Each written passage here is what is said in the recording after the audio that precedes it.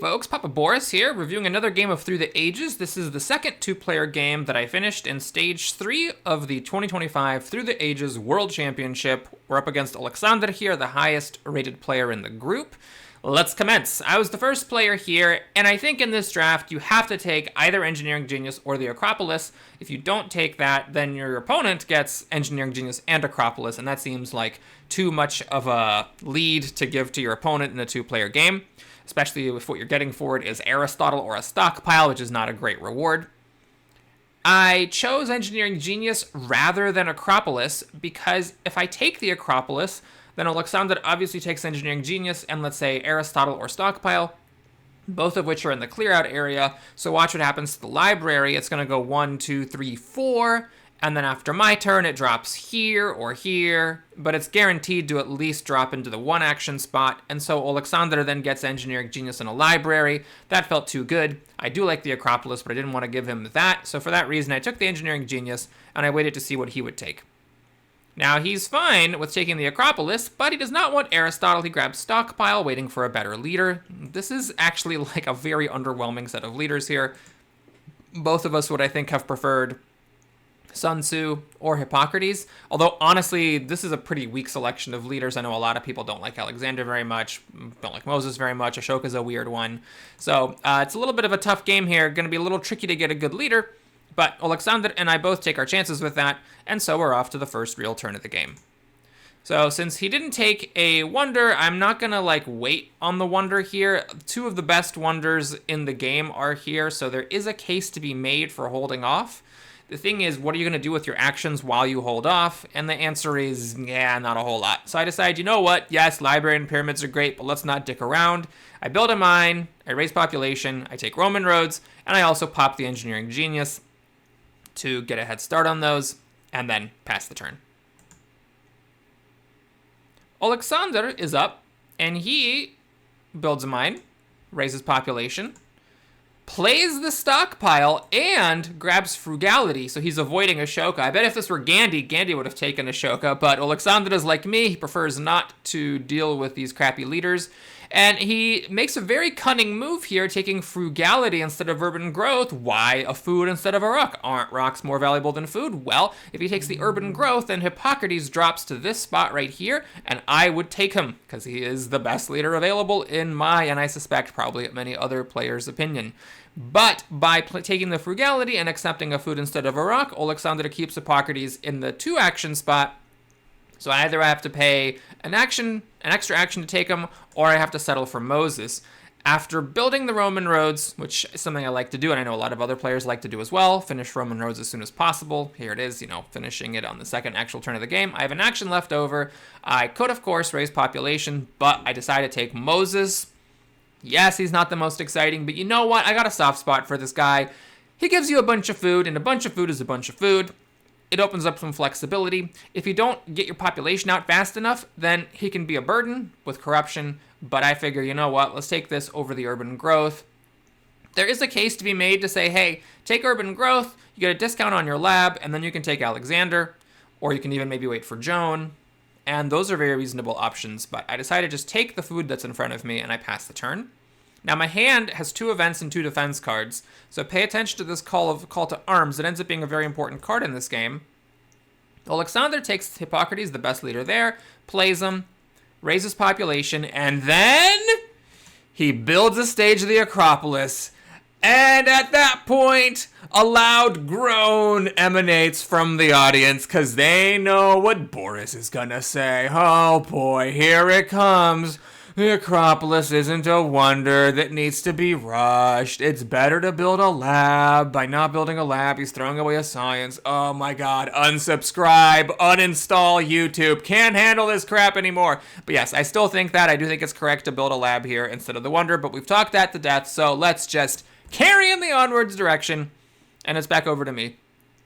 I have a bit of a tough situation here because right now there is a gaggle of amazing cards, but they're all in Action 2. And it's actually kind of crazy. There's okay, the Knights aren't crap, but there's, mostly crap in Action 1, mostly crap in Action 2, or Action 3, and then Action 2 is everything is great. We got Joan, who's a great leader, Iron Alchemy and Code of Laws, just some of the best cards in Age 1 here, plus a solid leader. So I was really struggling with what to do. I played Call to Arms, which is a brutal event, if you are not familiar. This is the one where, in a two-player game, the weakest civilization loses 2 civil actions. And yes, they get 2 military cards for the trouble, but they lose 2 civil actions. That's the first event going into the deck. So this is going to pop out, and someone's going to get hit by it, and it can be game-ending to get hit by this Call to Arms. So it's a really bold play to put it in, but, I was thinking, you know what? I'm too timid with events. Let's experiment playing more aggressively. I figure since, I'm pretty safe at this point not pretty safe. I'm 100% safe at this point. As far as the tournament is concerned, I'm definitely going to stage 4. Let's experiment. Let's try to practice being a bit more aggressive. So the Call to Arms is in here. It's going to hit somebody, and I have the advantage of knowing that it's in there. So I'm hoping that will score a huge payoff for me. So I put it in, but I'm Moses. I have to spend actions to get this food spent. I just figure I don't have the luxury of taking any of these cards. And maybe that's wrong. Maybe you should just suck it up and do it anyway. But after playing the event and we get the planning, I decide I'm just going to kill Alexander with kindness. I'm going to let all this stuff drop to him and then give him a glut of options that he can't make use of because thank God he is not Hammurabi. He is the other guy with a similar name that I confuse sometimes, Hippocrates. No extra action over here, and he'll have to pick and choose what he wants, and then I can take the leftovers. Because at least Joan of Arc is in the bitch spot. So Iron Alchemy Code of Laws, as long as I don't take these 2 cards, which why would I, I'm going to get whatever leftovers Alexander doesn't take. Okay, so I play Moses. Since I put Call to Arms in the deck, I am going to take the Knights, and then I just raise my population and build a lab. So just getting my science online, building another worker, spending some of this food, and I wait to see what Alexander does. Alexander now has some great options that just landed in his lap. We got a great leader. I should mention, by the way, one of the options from the development of planning I flipped was the free temple. So I think generally speaking, guys take a free temple. So first card off the top is a free temple, which makes Joan really good. Joan loves the free temple event. So he's got a great leader here. He's got iron and alchemy, 2 of the most important, if not the most important technologies in Age 1. So what is he going to do? I think there's a case to be made to just take all 3 and then build your second lab. I think that's what I would do in this case. My thinking is it's not super horrible still for me because at least I get Code of Laws, and Alexander does not get that. And it'll take him a little bit of time to get the alchemy up and running and then the iron up and running, or backwards to build the iron first, but then that spends all his science, and then he has to wait for the science to recharge and build the alchemy second. He's got like a whole lot of projects to do with his 4 actions, so yes, it's a really good payoff, but I was hoping that, with that, he would be inflexible and not be able to take stuff coming down the row and kind of give me the run of the row. I know it's a little bit fanciful thinking, but I mean, that's how I try to justify to myself the fact that I'm just letting him have this pile of amazing cards. So we got option A, leader, option B, iron, option C, alchemy. Alexander plays an event and chooses option D, none of the above. This move blew my mind. I don't really understand this, but we can't even talk about it because the whole entire turn is mind-boggling to me. We'll talk about all of it at the end. He takes Engineering Genius, raises population, takes iron, and then makes a warrior. I understand pretty much nothing about this turn except for the taking of the iron. Now remember, Alexander is the highest rated player in the group. That 4-player game, he not only won, but he just obliterated the entire group. So take all of my analysis of his moves with a grain of salt.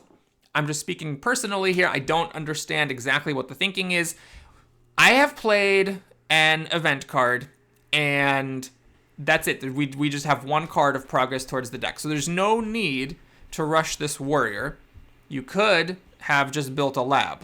Now, you're saying, oh, but he raised population. That's true. He raised population, but he didn't need to raise population because he already has a worker available. He made a worker and it turned it into a warrior. He could have just used the worker that was there to make it into a lab and not raise population. Then he could have also taken alchemy or Joan of Arc. And then, of course, the elephant in the room is this Engineering Genius. This is 3 rocks for 2 actions. That's 1.5 rocks per action. He could have just taken Rich Land, which goes with the iron that he took, and then that would be 2 rocks per action. So it's a better ratio, and it lets him take an extra action. So qualitatively, that gives him the option to take the leader here or alchemy. The leader is not only strong because of just, first of all, she's good. She gives culture, military action, and the peeking at the events, and the strength for temples. And Hippocrates is a leader that you want to replace quickly. In fact, I would take Joan of Arc here and just replace him the next turn. The next turn, he's going to get another one of these medical symbols. 2 is really all you need. Pop down Joan of Arc, and boom, there you go. You got static power from Joan, static power from the Acropolis, and, you're off to a really good start. So, this turn, a bit of a mystery to me what Alexander's plan was. I mean, obviously Engineering Genius can be used to finish the Acropolis, but so can the rocks you make from your mines. So if anyone has any insight on this, I would be glad to hear it, if there's something about this that makes sense. But I was really happy to see it, because now on my turn, I'm not going to say no to some good stuff. I take the Alchemy, I take the Code of Laws, I don't play this colony into the deck because I am not really leaning in that direction. I raise population, I go into consumption because I think as Moses you need to do that. And then I actually just raise population again. I need to make a warrior myself to get out of corruption, so I just clean out as much food and rocks as I can. This stuff's all kind of, Jankosaurus Rexy. And yes, I could have researched alchemy here and upgraded a lab, but well, could I have avoided corruption if I did that? I think avoiding corruption would have been the problem if I did that. Although I actually got every single time I do this, I'm like, did I miss something? Why not take alchemy, take Code of Laws, research alchemy? Oh, I see. Okay, so if I research alchemy and upgrade, then I spend a total of 3 tokens. This way, I spend 3 plus 2 is 5 tokens. And if I had spent 2 fewer tokens, I would be corrupt. Okay, so I like to think I looked at that, and that's why I didn't get my science up and running. I delayed that and built a kind of silly warrior to avoid corruption. All right, my turn ends. I throw away the colony and sadly a defense card. I draw Dark Ages, which I don't really want to play because I have the Alchemy. So a little bit of a tricky card here. Alexander finishes the Acropolis with the Engineering Genius. He builds a lab, so he's kind of lost 2 science now because he could have built a lab 2 turns ago when he built the first stage. And now he's in a little bit of a tricky spot because he doesn't have enough science to research the iron and make a mine, which would be the best thing to do. So what do you spend your actions on? I think you have a couple different things. You could say, well, I'm low on science. Let's take Breakthrough for 2 actions. Or you can do what Alexander did, which is to say, well, let's get the rich land and help me get these irons up and running. And then he takes the printing press. I think the printing press is a bit of a meek grab here. He's already built his second lab. It's unclear that he's going to have any extra workers.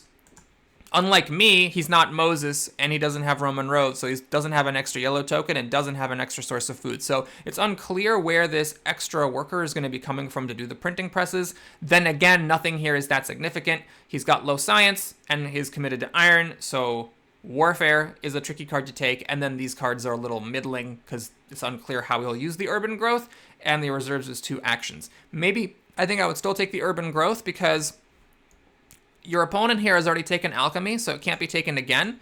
And if you take the urban growth, then this alchemy goes down 1, 2, 3, 4 steps, and then it's guaranteed to drop to the 1 action spot for you. So you now have help to build the alchemy, and you're ensuring the alchemy lands in your lab.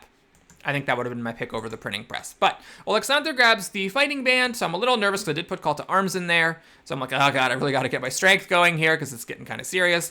I research alchemy first. I upgrade both labs. Now I'm ready to get Code of Laws down next turn. And of course I take the Breakthrough that fell in my lap because I got some pretty high science investment. And since I put Call to Arms in there, I definitely need the Code of Laws and the Knights. I've got 7 science, and then another turn's worth of science makes it 11, and then I'm down to 0 after researching these technologies. So I thought the Breakthrough would be helpful, even though I've already got the science up and running. By the way, I definitely thought about the Great Wall with my extra rock from Roman roads, but it just seemed like a little bit too much of an undertaking. I could have taken, my turn as it is, and instead of Breakthrough, no, never mind. I could not have. I could have researched 1 fewer lab and not taken Breakthrough and taken Great Wall, but that just seemed like a bit too much of a project. I wanted to get my labs going, and then I wanted not to have to worry about huge action commitments to get the other technologies down and used.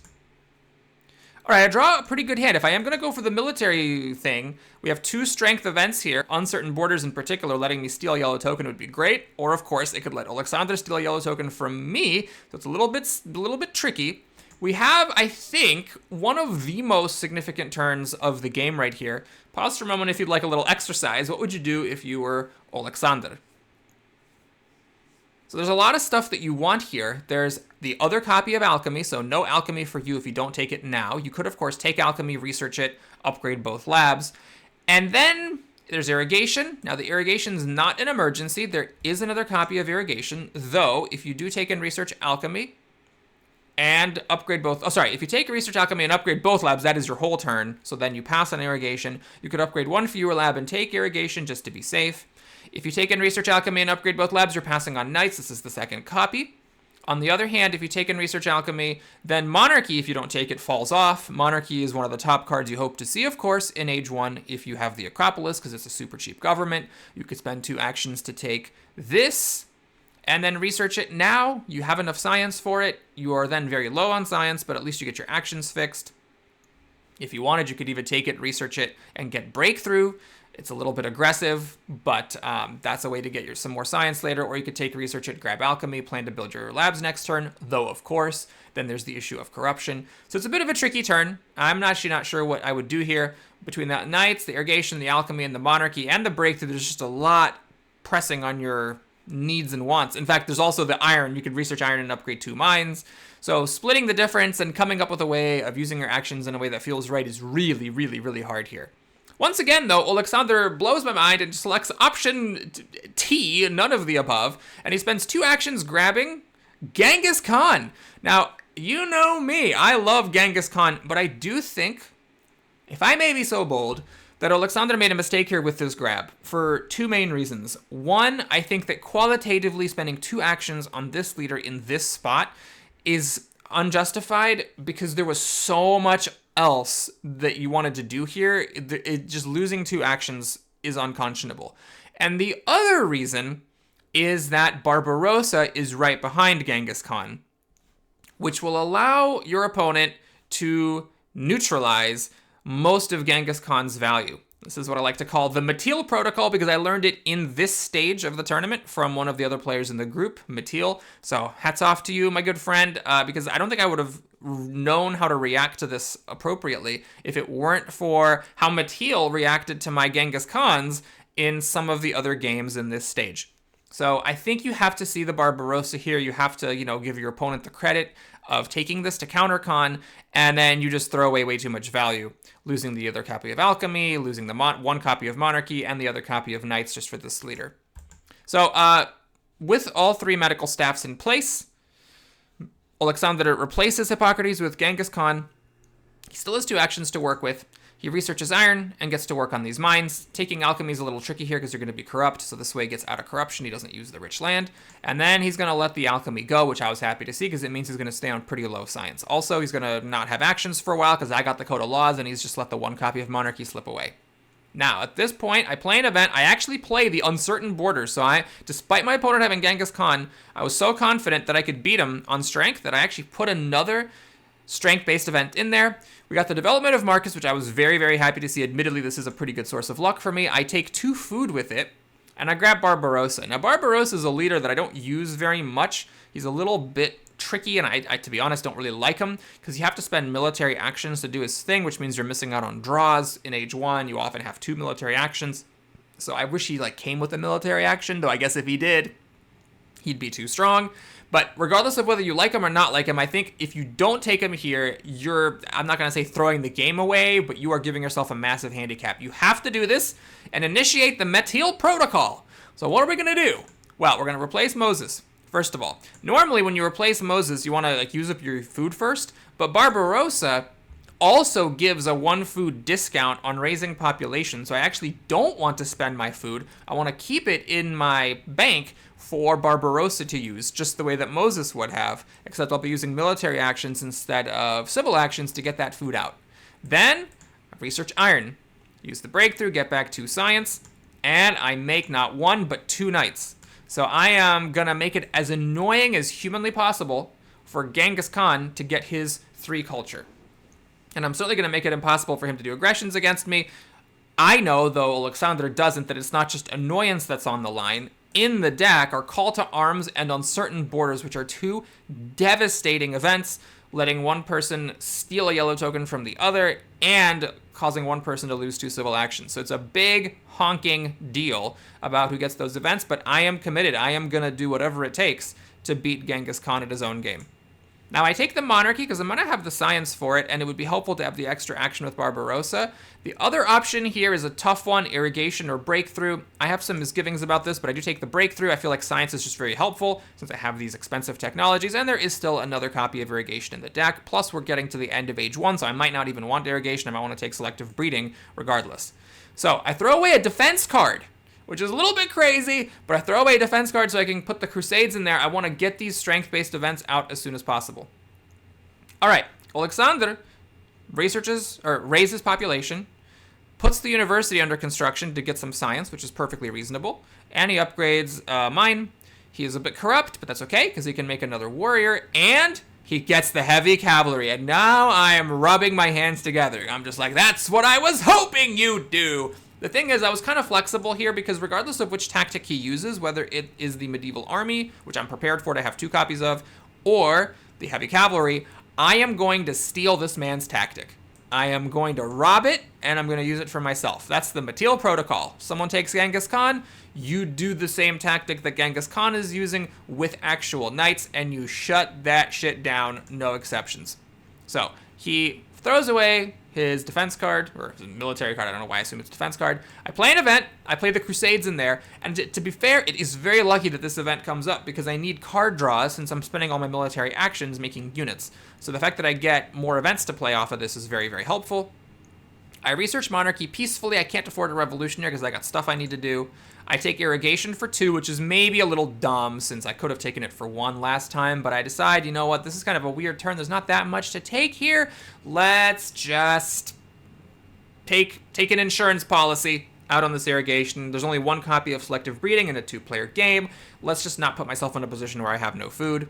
I also grab the swordsman because it's important for turning on Age 2 tactics and also giving me a couple, well, not 2, as we'll see, only 1 potential flat strength increase. So that, if I need to fight with Alexander here, I can actually tussle with the muscle. I also take the cultural heritage because I do have extra actions, and I think just taking extra science is very useful. And I don't raise my population here. What I do instead is I make another knight! So now I am rubbing my hands with glee. I'm waiting for these heavy cavalry to enter the common tactics pool, and then I'm going to steal it for 4 extra strength.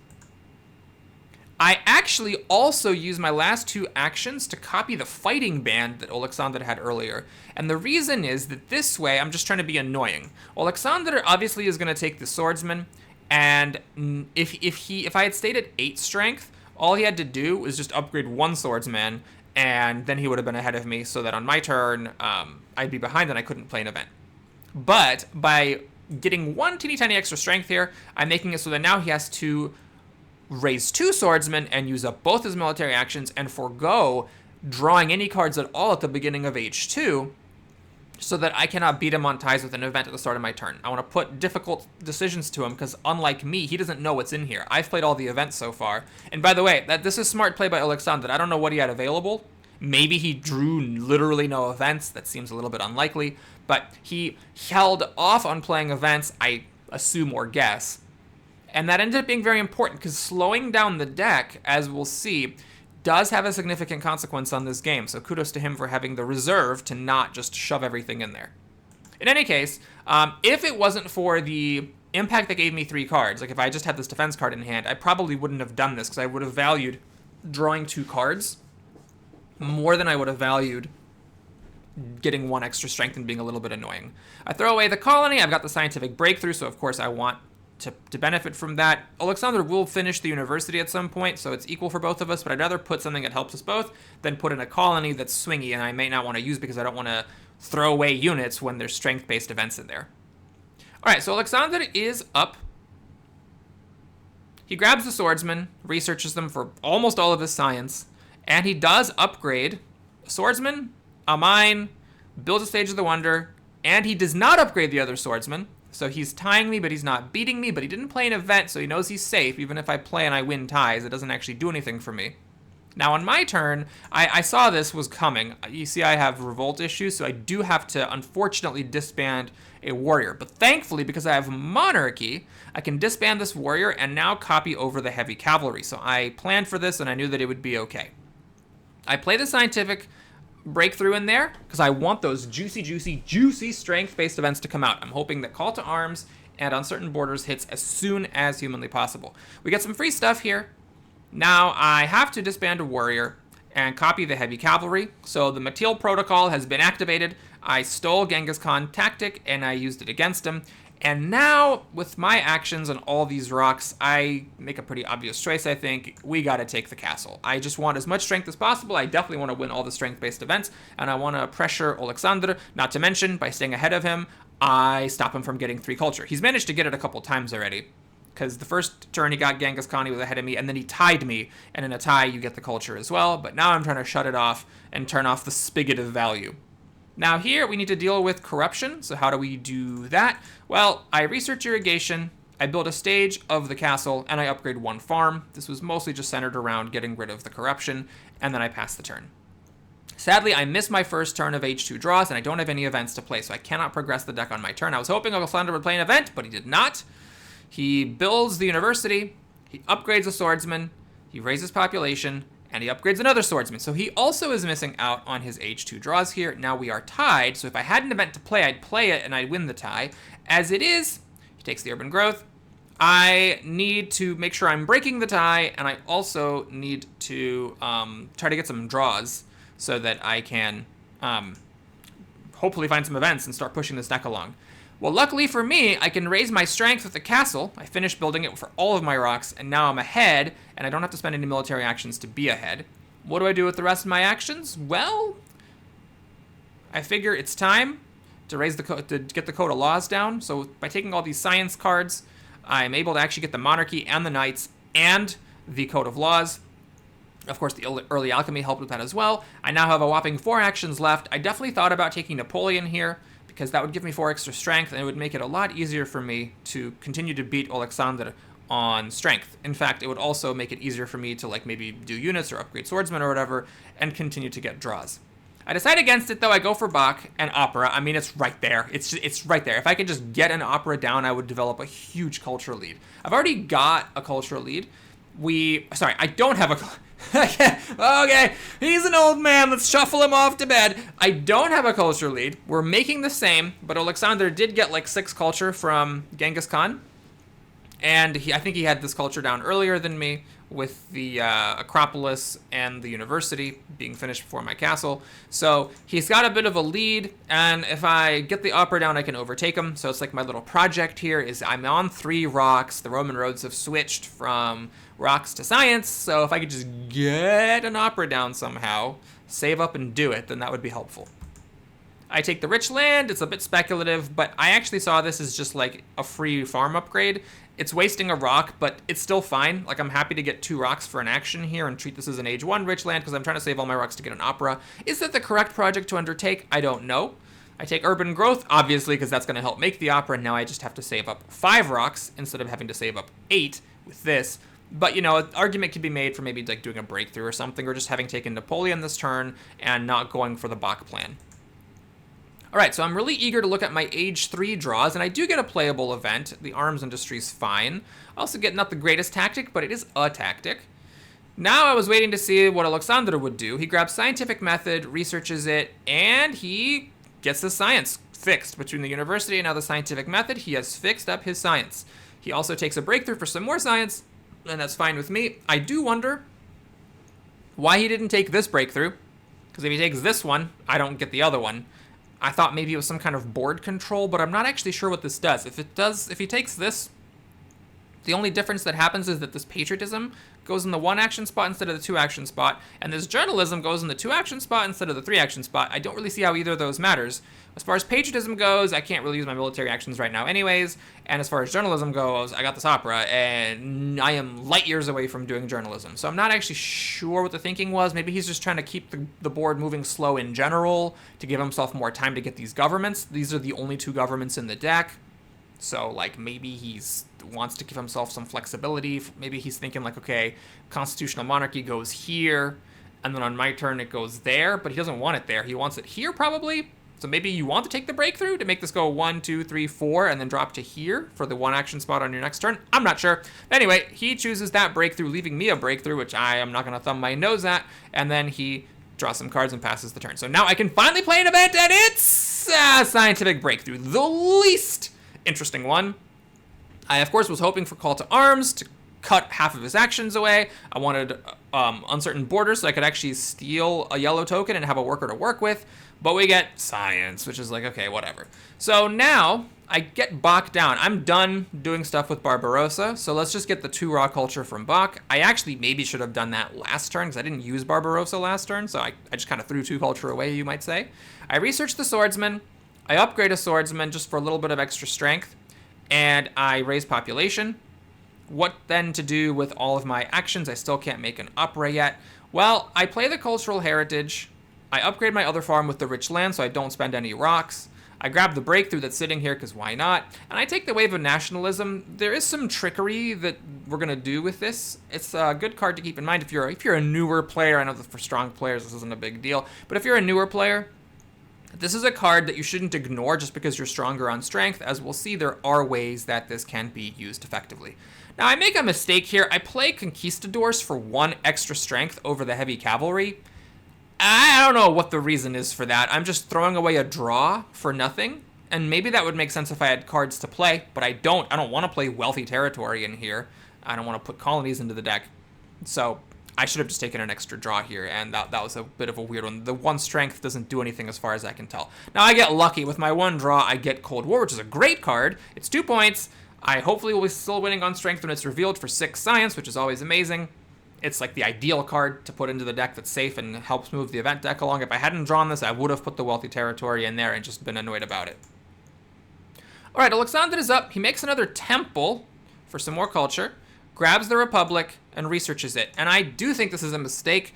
I think you got to pay the extra science here for constitutional monarchy, my friend. I think you just got to do it because you need these military actions. I think this is a good, instructive game for the significance of military actions because as we're going to see, the military actions end up mattering. And these 2 military actions that he's missing out on are a big deal. Now, to be fair, he does use the civil action every turn, so it's not like the civil action is doing nothing, but I think in this particular case, doubling your military actions is way more important than adding 1 extra civil action onto 6, especially since he also, after upgrading this lab and getting some big juicy science production, grabs the justice system and makes it. Now, I don't think there's anything wrong with doing that. You might say, oh, well, you know, maybe you should have considered horses or journalism or opera for culture. You now don't have a way of making culture out of your rocks, and that's all fine. But like, I don't think there's anything wrong with taking justice system, but take it with the constitutional monarchy is what I would suggest here. He grabs patriotism to use for later, and he passes the turn. So he's got a bit of a food issue. I did catch a break. Selective breeding is late in the deck. But also, I paid 2 actions for irrigation, and Alexander didn't pay 1 for irrigation when he had the chance. So there is, consequences to your action kind of a thing going on here. All right, still no selective breeding. I play the Cold War, and it's Crusades, the least interesting event here. I would still have loved to get Uncertain Borders. Unfortunately, Call to Arms now is a little late. Alexander got the Republic down, and he's got 8 civil actions, so now losing 2 isn't a big deal. But credit to him, had he been playing events, had he played a single event all game, we would already be at the next card. Had he played a single other event all game, then he would have already been hit by Call to Arms, potentially when it was really devastating and he only had 4 actions instead of 8, and he would have also been hit by the Uncertain Borders. So he's forcing me to get everything through myself, which in this particular case is good gameplay.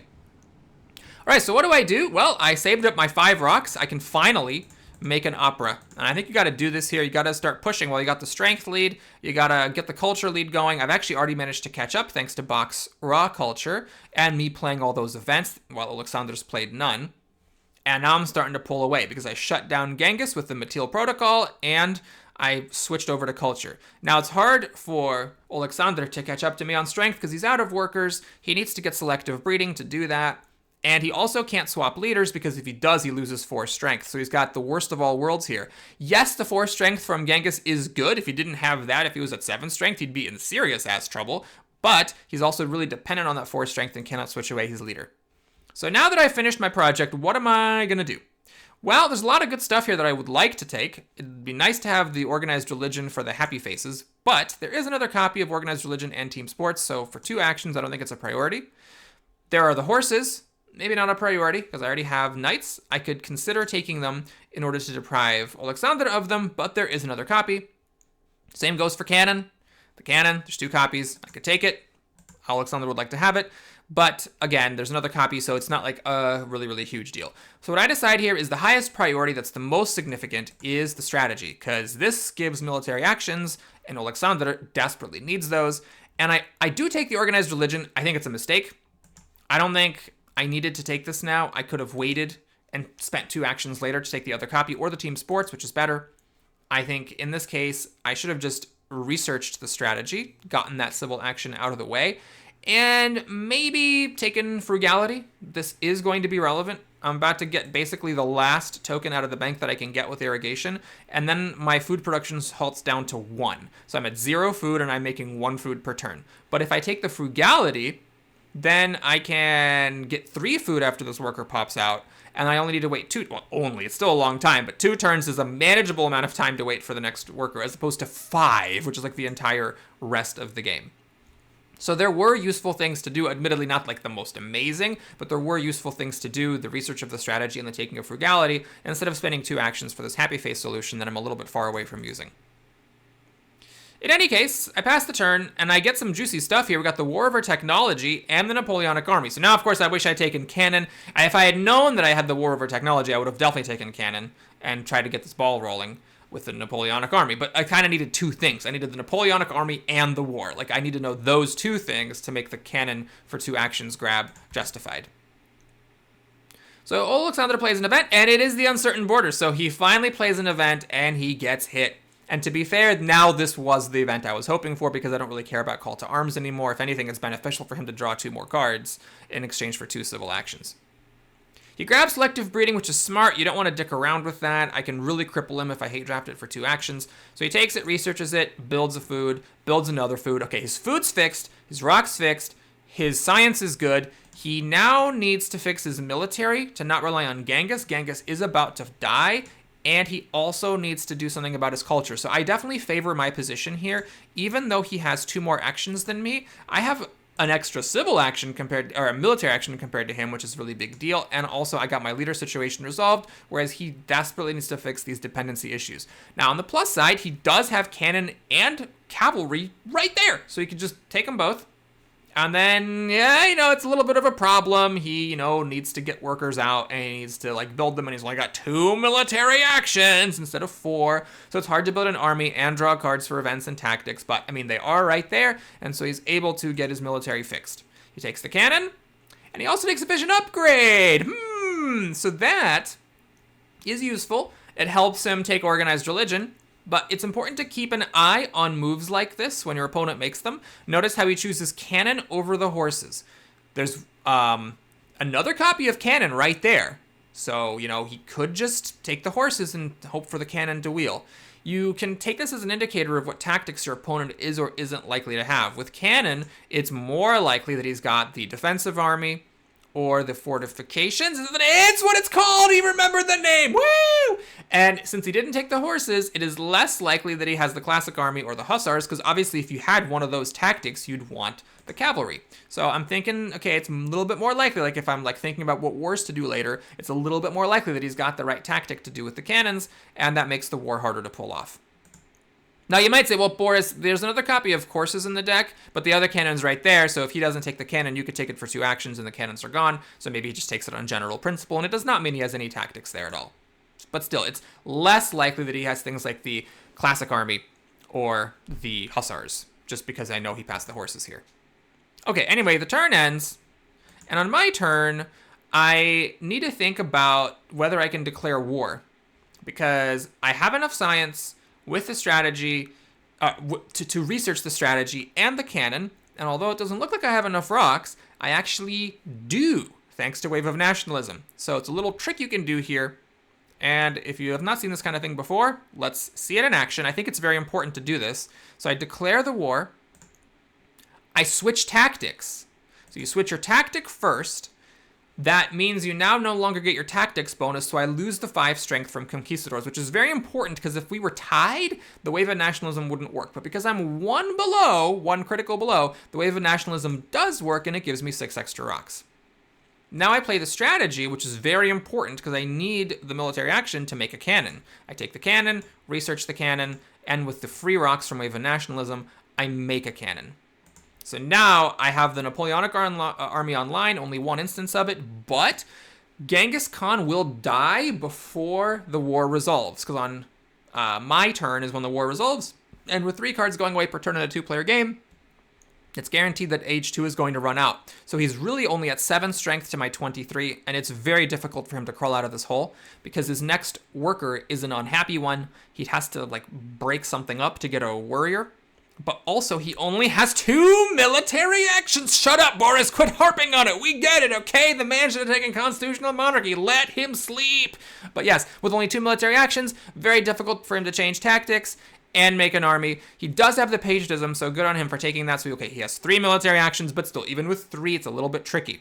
Like, he could, of course, research cannon, make 2 cannons and get a defensive army. Sorry, fortifications, but that's just, it's a little tough to pull off to get the workers for that. Also, he's 1 rock short. Yes, Boris, good commentary. He has 6 plus 3 is 9, which is not enough to make 2 cannon. So the best he could do is if he has the defensive army, which is infantry, infantry, cannon, he could make this. That would give him 6 for the tactic and 3 for the cannon, but he's losing the 4 that he has right now, so it's really only 2 for the tactic and 3 for the cannon for 5, so he can go up to 16, and I'm still stealing 7 science from him, which is a pretty good haul. And that's if he has that tactic. There's only 1 copy of that tactic in the deck. If he took the cannons because he has the fortifications, then he's in really bad shape because he can't actually get this tactic online. He's 1 rock short. So this was the time to strike, but it's very, very crucial to do a couple of things. One is you've got to take the wave of nationalism earlier, knowing that this type of trick exists, and then 2, that you have to spot the opportunity to use it. If you miss this chance to declare the war, you're throwing away a pretty huge advantage here. Now with my last action, honestly, what I think I should really consider doing here is raise population, because we're about to lose these 2 workers, and like build another sword. Because I have another military action, and I have the worker available to do, and then I get revolt, but I've got the organized religion. I think maybe the reason I didn't do that is I don't actually have enough rocks. No, I do. I have 1 free rock plus 2 actual rocks, leaves me to make a swordsman, leaves me with 1 rock. 1 plus 3 is 4, and 4 is what it costs to upgrade a temple into an organized religion. So yeah, maybe I should have done that and then just plan to fix my revolution. Sorry, that is revolution. Well, revolt. My revolt issues with organized religion next turn. But I don't decide to do that. Instead, I take the reserves. So my thinking here is that I don't make any rocks. And mentally, I'm planning on staying on bronze mines. I'm like, this is it. We got a culture lead, got a military lead. Like, this is the game to just stick with bronze mines till the end. And with that, I want every single reserves cards I can take. So it's a tough call here. Maybe the reserves does make sense if you're thinking along those lines. And then I pass the turn. All right, so Alexander plays a very difficult turn here. He throws an event in there, hoping it's something good, but instead it's called to arms, so he just loses 2 actions. And then he just kind of rolls over here. He takes Catherine, replaces Genghis, takes organized religion to fix his happy faces, researches it, researches printing press before it disappears. He takes revolutionary idea for some more science, and he researches cannon. It's honestly a little bit of a scattered turn here. He researched 3 things, none of which he actually built. But it was a tough spot. With the efficient upgrade, he could have raised a temple into an organized religion for 1 rock, because it costs 4, and with a 3 discount, it would have cost him 1. That would have left him with 5 rocks, which is enough to make a cannon. So I think what I would have done in this situation is, instead of researching the printing press, and instead of, taking the revolutionary idea, I guess, I would have spent my 2 actions to raise population and upgrade a temple, so the population's actually usable, and then I would have made a cannon. You don't get to do patriotism with that line, but you don't need it, and I would let the printing press disappear. I just don't think this printing press is a big enough deal. As far as I'm concerned, he just threw 3 science away. Like, when is he going to have a worker? Like, if he's going to lose 2 yellow tokens here, when's he going to have a worker to put on a printing press? And even if he does, it's 1 culture, 1 science. Big whoop. So I think that this was just a mistake. Now, it's possible that he overlooked what was about to happen in this war. If you're wondering, by the way, why not take in research navigation? Well, this is a war over technology, so you can steal blue text with it. So if he takes and researches it, I just steal it. So he's correct not to do this. This doesn't actually help in the war. But he should have tried to make the strength gap a little bit closer, because now what happens is I have a strength gap of 16. So I can steal the justice system for 7 and then still steal almost all of his science. So if he had made the strength gap smaller, like say he'd made a cannon, then it would be 13. Well, then I could steal a bunch of science, or I could take the justice system and then steal a bit less science. So it's like a choice. Do I really screw him over? I already have Code of Laws, so justice system for me is just 3 blue tokens, and of course depriving my 8 action opponent of 1 action, bringing him down to 7. Okay, not like that, not a huge deal. So I could deprive myself of science, which I do need because my science is getting a little bit low, and the Roman roads is about to shut off. So I could deprive myself of science to screw him over with the justice system, or I could let him keep the justice system and get more science from him. But the way it works out now is it's not really a choice. Oh, he does take the fighting ban, so he gets 1 more strength there. It's not really a choice now. It's 15 strength difference. What I get to do is just both. I steal the justice system for 7, and then I still steal 8 science. I could have stolen 1 more science, right, if I had let him keep the justice system, but that obviously doesn't make any sense. He maybe spent the printing press to throw the science away on purpose, because I would have stolen the science otherwise, but I actually wouldn't have stolen it, because if he had had 3 more science here, and also 3 more strength, I wouldn't have been able to steal that extra science. He still would have gotten to keep it. I play an event because there's some good strength-based events in there, but we hit one of Alexander's events, which I was very relieved about. Alexander, after not playing events all game, finally put some events in here, and I was worried that it would be terrorism, which would have let him blow up my opera. In fact, I think he had another event in here still that the interface doesn't show this correctly. 2 of these are mine and 1 is his, I believe. So I was worried about the terrorism, which would let him blow up one of my operas, which is a big deal when you're on bronze mines taking 3 rocks per turn. Losing an opera is just like, oh god, that's horrible. So I was worried that that was in there.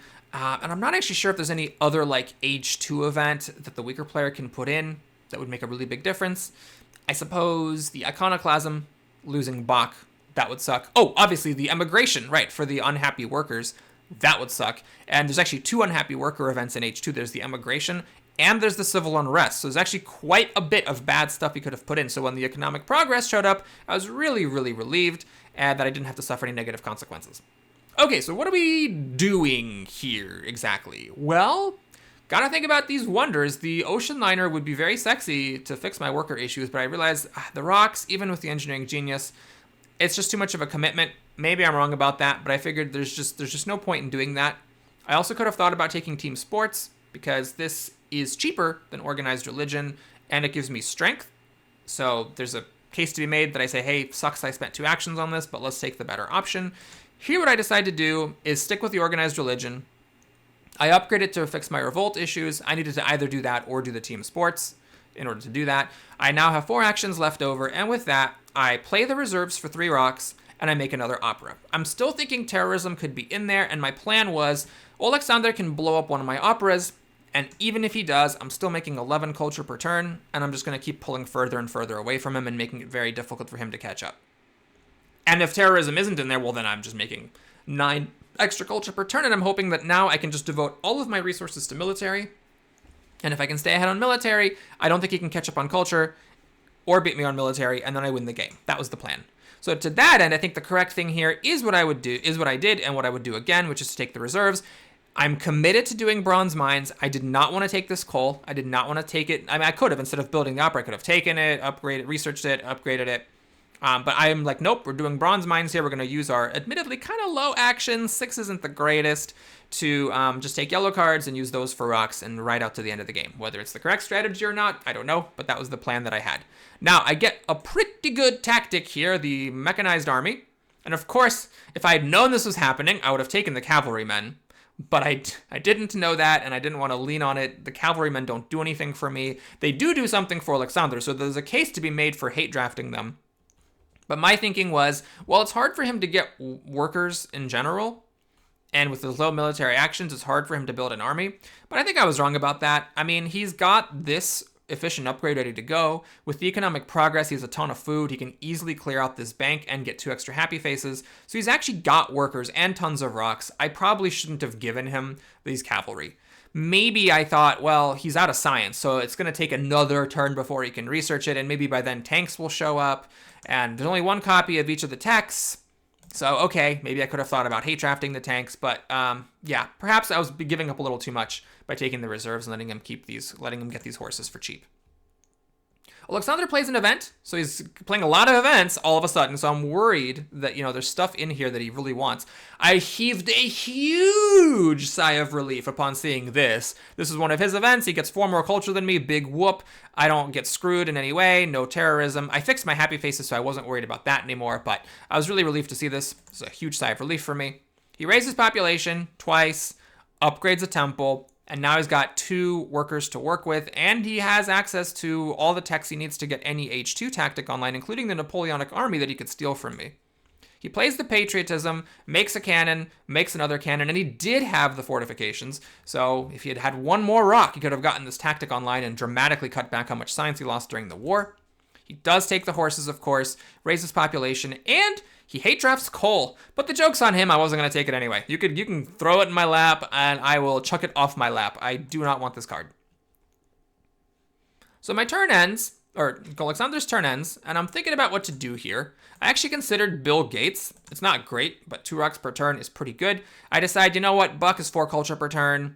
We can make it here. Even if he beats me on strength, I got the castle, got the tactic, and I have these 2 labs I can use for workers later to build into my army. So I'm just gambling that I don't think he can actually beat me on strength very well.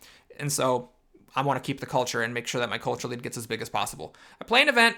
It's the arms industry, which is a bumper crop for both of us. I get 6 rocks and Alexander gets 4. So I'm a little bit annoyed about that, but I need the rocks more than he does. So this is huge. I make 3 rocks per turn and I get 6 here. I was the one who put this in, so I knew it was coming eventually. I was waiting for it. And so now what do I do with all these rocks? Well, take the tanks. I got a little bit lucky here. The tanks showed up right after I got this tactic. I take the military buildup. Trick so nice, I'm going to do it twice. I raise population. I play the reserves for food. And I research the tanks and upgrade a tank. Now, this may seem like a little bit of a weird turn, but I actually agonized over this turn for a very, very long time. What I'm looking for here is some kind of a permutation of moves that would let me put down the mechanized army next turn, drop below Alexander in strength, so I could play the military buildup for 8 rocks, and then build up a big army, and maybe, if the stars align, also even declare war while I do it. Now, the other problem is I need to not be corrupt. That's the thing. I need to use my actions effectively and not be corrupt. There was a weird move here, the reserves for 2 to play 3 food. Like, hey, isn't that increasing your corruption? I just didn't have anything to do, man. I don't want the scientific method or the movies. Maybe instead of doing that, I could have kept 2 tokens in the bank, which would have freed up my options to do something different. And then I could have just taken this simply, not to deprive it because there's another copy, but just to move the card deck along as soon as possible. Moving it along faster makes the game end faster, which is better for me because I want the game to end. But the thing is that with this tactic, if I had built a cannon, which of course I could have to use more blue tokens, then I would have had an antiquated version of it when I switched to it, and I wouldn't have lost enough strength. But this way, if I disband a sword, I drop to 24, and then if I lose my 7 from the Napoleonic army, I drop to 17, and then I can use the military buildup to get the 8 rocks after switching to this tactic. So I decided to go for this possible permutation to just barely not be corrupt. Thank you, Roman roads and justice system, for your 4 blue tokens. They matter quite a bit here. And then I pass the turn. All right, so Alexander is up. What is he going to do about the situation here? He researches the horses. He makes a horse. And I was waiting for him to take my Napoleonic army, but he actually drew the other copy of Mechanized Army. So now he gets up to 26, which I'm completely happy about, because it means I don't need to disband a swordsman. I can just switch tactics, and then I'm going to be underneath him, and I can use the military buildup. Now I was waiting for him to take this fundamentalism, because it's cheaper with the Acropolis. It gives him 6 strength and fixes his military actions, but he does not go in that direction. He takes Bill Gates, replaces Catherine, loses a military action. He's now making 4 extra rocks per turn, so his rocks are very good indeed. Grabs engineering, grabs movies, grabs reserves, and takes an efficient upgrade. I do think some consideration has to be given for fundamentalism here. The 6 strength plus the 3 military actions is a really huge deal, and he's got the revolutionary idea to pay for it, and a little bit of a science buffer to actually make it worthwhile. He's got these swords he could use to maybe switch over to labs to make 2 extra rocks, and at the end of the game to make 2 culture. He's in a tough spot, though. I mean, he's way behind, and he needs to somehow do a war to win, I think. So I think that angling for the fundamentalism, in fact, getting it this turn, would have maybe been better than taking this like gaggle of cards. But he decides to go for this approach, and I'm happy to see it. So we pass the turn. Now on my turn, we are tied, and the last card here is Cold War. So it's pretty lucky that I have an event that I can play. I chuck some event in there, and we get the Cold War. I knew this was in there, so if I wasn't beating him or if I wasn't tied with him, I would have just not played an event. But this way I get 6 badly needed science, and it's time to do my little trickery-dickery. I throw down my own copy of Mechanized Army, dropping below him, play military buildup, make a cannon. So now we've got an up-to-date copy of this tactic. I raise population, take Churchill, and I play him right away, so I can actually take the Air Forces, research the Air Forces, and use Churchill's bonus rocks plus the rest of my military buildup to make a 1-rock airplane and go up to 47. My thinking here is I'm not necessarily going to declare a war on Alexander, but I'm way ahead on culture. I'm getting 7 more ahead this turn, and I want to threaten a war. I want to constrain him from like making these movies or whatever. So that's the plan. I took airplanes. I didn't have to. I could have waited because there's the other copy on the board. I could have waited it to wheel, maybe get it for one action, but I decided there's not much else going on here. Let's just get these airplanes on down and force Alexander to spend all his resources making a military and try to ride out the end of the game. So on Alexander's turn, what is he going to do? Well, he decides to play the revolutionary idea, and with his gaggle of resources, he takes airplanes himself, makes one, raises population, builds one. So now he's just a little bit behind me. He upgrades a temple, and then he takes the endowment for 6 points at the end. So at this point, he's putting himself in a position to get military theory if it shows up for 5 strength, and 3 military actions. He has just an astronomical amount of rocks, so declaring war on him is really dangerous. In fact, at this point, I was actually worried about him becoming the aggressor. Granted, military theory needs to show up, but you know, if the game hinges on it, you're really worried about that. And I know the military theory is coming at some point. If military theory comes and he gets essentially unlimited military actions and 5 more strength, he actually could just make another copy of an army. If you think about like what that would take, right? There's 5, 10, 15, plus 7 is 22 rocks. The man has 24 rocks! And with military theory, he has the military actions to do it as well. And this would be a huge strength boost. What is this? 9 plus 5 is 14, plus another 20, 34. He can get 34 strength making up another army. So the good news is he cannot do that and declare war at the same time, because that would take 7 military actions, and he only will have 5 with the military theory. He'd have 7 if he had a constitutional monarchy. But at least I'm safe from that. However, I cannot declare war on him because of that possibility. So I do not declare a war, but I do go for a plunder. I figure, hey, you know, maybe he doesn't have defense cards, and I can steal some resources from him, which I obviously could use myself. I actually threw away a knight, I believe, or was it a sword? I sacrificed my sword because I don't need that for tactics, just to get 3 points, and also to make it so that a single defense card wouldn't do it. I had 47 strength, so this would have defended by himself. I figured he's only got 2 military actions, so a defense card from H3 plus a regular card would be 7. 41 plus 7 is 48. He needs a defense card from H3 and from H2 to defend, but he had it, so the plunder doesn't go through, but that's fine. I'm okay with making him lose the cards, no regrets. And so now, I take the fast food chains. I figure, hey, it landed in my lap along with Engineering Genius. So I build a stage to get out of corruption, take the Engineering Genius. This is only 4 rocks. I learned that from the previous stage of the tournament. This is 4 rocks, not 5, when you have fast food chains, because each stage is only 4. And I also grab satellites. I'm trying to get the game to end sooner. And I also put Impact of Progress in there, so this is also 6 points, plus the strength in case he decides to declare war on me. Now, unluckily for me, the satellites are the extra card being added to the row that ends up making a military theory appear. But I still don't think it was wrong of me to take the satellites. I mean, it's just, you know, like a 1 in 14 chance that the military theory would show up, and I don't think that's worth it to not take satellites for Impact of Progress and the strength. But the military theory is here. Alexander could spend 4 actions taking and researching military theory, and then he would need now 3 workers in order to like make a whole ass army here. But he doesn't go that route, and it's very reasonable. Because of his low military actions, he hasn't drawn many cards. So unless this card is a war over culture, if he does get himself up to 5 actions and spends 4 of them to make another army, you know, he basically needs to draw a war in order to get it and in one draw, and that's very unlikely. I still would have gone for it, though, just to be clear. I would have taken the military theory and researched it, and then raise my population. So that's 4 or 5 actions. It's tough, man. It's tough. But, like, you know, maybe you blow up a couple of farms or mines because you're still making enough rocks. You spend, let's say, 2 of your actions to make, like, a couple of cannons or something. And then next turn with 5 military actions, you can declare war over culture and make a horse and an airplane and use up all 5. And you're just hoping that with your 2 draws, or your 3 draws that you save for yourself, that one of them is a war. When you're behind, take risks. I think if he had just made another army and pulled off a war against me, he could have stolen some culture. Would it have been enough to win the game? Probably not. But I think that was your best hope. And if the culture gap had been closer, I think it's important to be aware of this. I'm not saying Alexander wasn't. I think maybe he just sort of gave up mentally.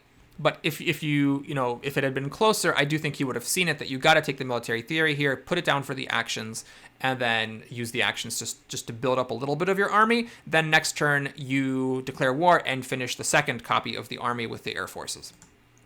Now, he takes a turn that I think is a little bit kind of giving up-y looking. He makes movies for some culture, and he plays the endowment.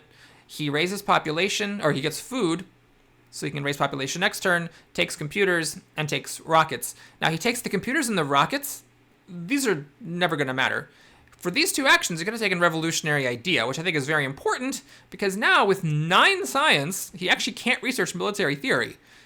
And I think it was important to have the revolutionary idea, even if he wasn't planning on getting the military theory, in order to, have that for his shadow army.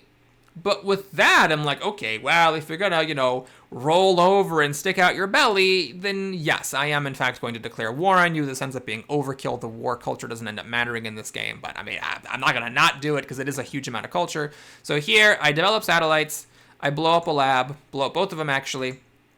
We use Churchill's power for evil, and we make 2 cannons. This is an antiquated tactic. I cannot make another tank, and I wouldn't even if I could, because I do need to save 8 rocks to make the fast food chains. Luckily, there is a reserves available. It wasn't, that crazy, because there are, there were 2 copies of reserves in the deck, these 2, so if they had appeared anywhere, if either one of them appeared anywhere, I would have taken it. My last action is not significant here. I end up just paying an action to use the engineering genius to make a stage of the fast food chains, but I didn't need to do that. I could have done that next turn. It's actually not relevant. So if any reserves had been anywhere in here, I could have taken them and then been guaranteed of being able to finish my wonder next turn. 59 is a bit low. In the other game, Gandhi got up to 70. So, 59 isn't even that great. But Alexander just put himself in a spot where he just cannot possibly raise his military actions and cannot possibly do better than just making 2 airplanes and going up to 51. There's the national pride that I put in there. So adding insult to injury, I get another 5 culture. He takes the space flight, raises population, makes an airplane, blows up a mine, makes another airplane, 10 flat strength, best that he can do with 2 military actions. He also grabs the reserves and an urban growth, and he passes the turn. I can't remember if I throw something to the castle when this war resolves. Do I? Well, let's take a look. Oh, I must have. Yeah, I must have tossed a knight. It's a big deal if the culture gap were closer, because I steal 2 extra strength, which is 4 culture difference, and then I also get 3 culture for using the castle, so that's 7 culture for the knight that's otherwise not really doing anything, and I still have another knight left over to keep my antiquated version of the tactic. So those 3 knights that I got from the METIL protocol, getting that heavy cavalry, actually ended up being useful. One of them's a tank, one of them's a knight, and the other one got sacked to the castle. Anyway, my last turn, pretty simple one here. I play the reserves for 4 rocks, and I build the fast food chains, and I have nothing left over to do anything with. So I got some extra actions that mean nothing here. So, the extra action that I spent last turn to play the engineering genius doesn't actually matter. I grab the modern infantry and I research it in case impact of technology is in there. I feel like that's the best I could do. And then I pass the turn. On his last turn, Alexander plays reserves, gets the engineering down for impact of progress, in case that's in there. He doesn't know it is, but I know that it is. He builds the space flight. He actually can do something else with his last rock because he has an urban growth, and that is going to be to upgrade an H2 lab to H3, which is helpful for him, giving him an extra point at the end with Bill Gates. And the game is over. There's no way he can possibly come back. There's my impact of progress. I get some irrelevant points. And then he put an event in there, and it was impact of technology, so the modern infantry did matter, but it doesn't actually matter. And thus we have a nice little finish here of a 77-point difference. Thanks so much for watching, everybody. Hope you enjoyed it. Please like and or subscribe, and I'll see you again soon. Take care.